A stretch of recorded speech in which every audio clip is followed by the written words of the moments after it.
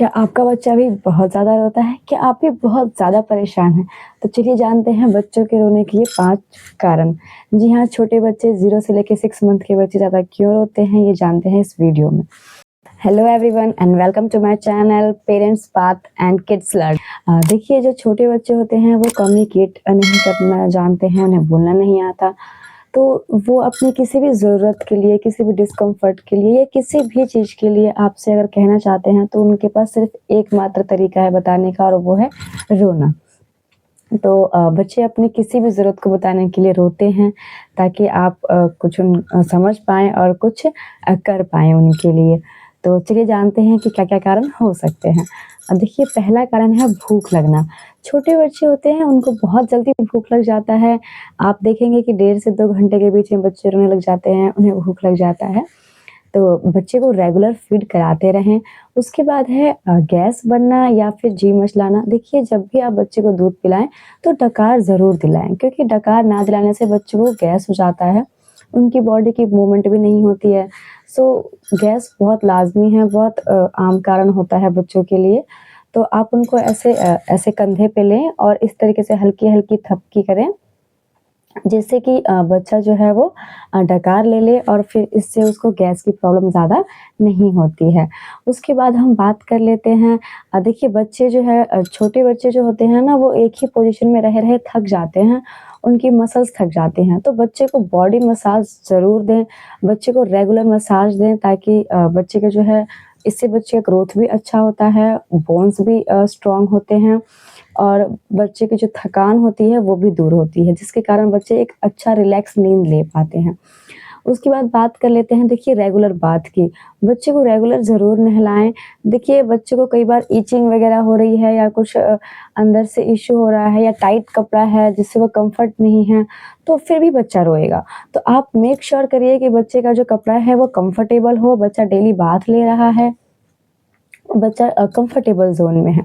उसके बाद देखिए, जब भी आप बच्चे को आपने नहला लिया, फिर दूध, देखिए एक और बात मैं यहाँ पे कहना चाहूँगी कि जब भी बच्चे को मसाज दें और बाथ दें, नहलाएँ, तो इसके बीच में 1 घंटे का गैप ज़रूर मेंटेन करें। क्यों? जब हम बच्चे को मसाज करते हैं तो उनकी बॉडी जो है वो गर्म हो जाती है। फिर अगर आप ठंडे पानी से नहलाते हैं या नॉर्मल पानी से भी नहलाते हैं तो सर्द-गर्म लगने का डर बना रहता है। तो इससे अच्छा है कि आप 1 घंटे के गैप में बच्चे को नहलाएँ। उसके बाद बच्चे को नहला दिया आपने, अब उसको दूध पिलाइए, अच्छे से उसको फीड कराइए और उसको थपकी देके, डकार दिला के और फिर सुला दीजिए।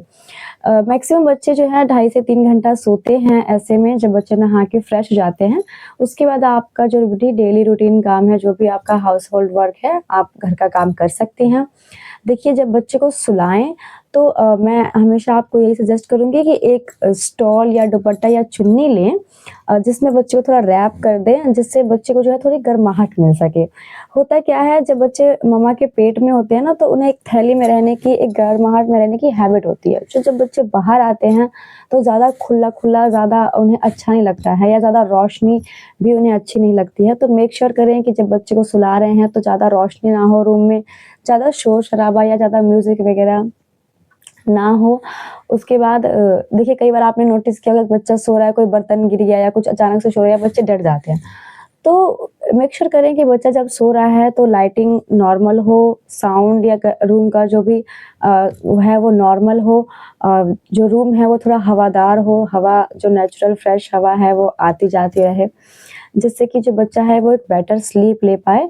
और चुन्नी में लपेटें ज़रूर, ताकि उसे एक पॉज़िटिव, एक वार्म मिल सके। एक एक ना बच्चों के अंदर ये भी फ़ील आता है कि उनके पास कोई है, उनकी मदर है, होल्ड कर रखी है या कुछ भी, एक फ़ील आता है जिसके कारण वो आराम से सो पाते हैं। उसके बाद बात कर लेते हैं, देखिए, डायपर्स की। कई बार डायपर ज़्यादा भर जाते हैं या फिर लीकेज होने लगता है, या फिर बच्चा जिस बिस्तर पे सोया है वो गीला हो गया है या उनके कपड़े गीले हो गए हैं, इस कारण भी बच्चे इरिटेट होते हैं। तो आप, बच्चा रो रहा है तो आप ज़रूर चेक करें कि बच्चा का ड्रेस तो ठीक है, बच्चा ने पॉटी वगैरह तो नहीं की है, उसका डायपर तो ठीक है। अगर आपको मतलब आप चेक करते हैं तो फिर बच्चे अगर पॉटी कर रखे हैं या कुछ भी आपको लगता है कि डायपर चेंज करने की ज़रूरत है, तो वो चीज़ ज़रूर करें। उसके बाद हम बात कर लेते हैं, डायपर की हमने बात कर ली। उसके बाद देखिए, बच्चों को ना कई बार मम्मा-पापा के ना प्यार की ज़रूरत होती है। वो देखिए दिन भर, क्योंकि बच्चा ना कहीं जाना है, ना आना है, ना उसे बात करना आता है, ना कुछ आता है, तो बच्चा दिन भर लेटे ना बोर हो जाता है। उससे अकेलापन लगने लगता है, तो वो कुछ ढूँढता है कि कोई बात करे, कोई खिलाए, है ना? तो आपने नोटिस किया होगा कई बार आप बच्चे के पास जाते हैं, तो बच्चे खुश हो जाते हैं कि मतलब ठीक है, समवन इज़ कमिंग, और फिर आप उनके साथ कुछ बात करिए, कुछ उन्हें टॉयज़ देके कुछ दिखाइए, कुछ इस तरीके से एक्टिविटीज़ करिए उनके साथ थोड़ा, हेलो, मैं मम्मा, आप कैसे हो? इस तरीके से छोटी-छोटी आप उनको वर्डिंग्स सिखाइए, छोटी-छोटी बातें जो हैं बोलिए, बच्चा भी बोलेगा नहीं लेकिन सुनते सब कुछ हैं, ऑब्ज़र्व सब कुछ करते हैं।